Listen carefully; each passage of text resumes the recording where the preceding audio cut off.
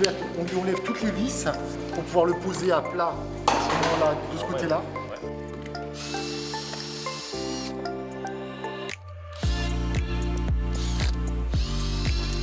Je suis Benoît Gène et je suis restaurateur du patrimoine.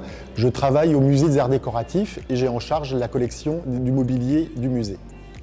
J'ai eu l'occasion de monter cette porte au Louvre Abu Dhabi lors de la première étape de l'exposition Luxe. La complexité du montage de cette porte réside en la multitude de pièces qui la constituent, puisqu'il faut procéder étape par étape, de manière très rigoureuse, afin de pouvoir l'installer contre la structure métallique. Nous avons été une vingtaine de personnes sur le montage de cette porte, à savoir des métalliers serruriers, des socleurs. Ensuite, nous avons eu les installateurs supervisés par les restaurateurs du patrimoine. Le montage nous a pris 3 jours complets.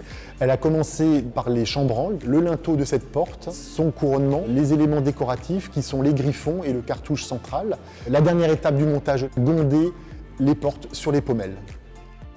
Il faut imaginer dès le début du montage de la porte leur position exacte, proche du millimètre, pour pouvoir imbriquer chaque pièce les unes dans les autres. Cette porte est monumentale par ses dimensions, puisqu'elle mesure près de 4,80 m de haut et 3,60 m de large. Par son poids, elle fait plus d'1 tonne 300. C'est à peu près l'équivalent d'une voiture citadine. Elle est monumentale par les matériaux utilisés. Nous avons du chêne, des bois d'ornement comme l'ébène, l'amarante, le buis, le citronnier qui sont utilisés pour leur polychromie. Et les assemblages sont prévus pour être démontés, remontés avec des vis de rappel.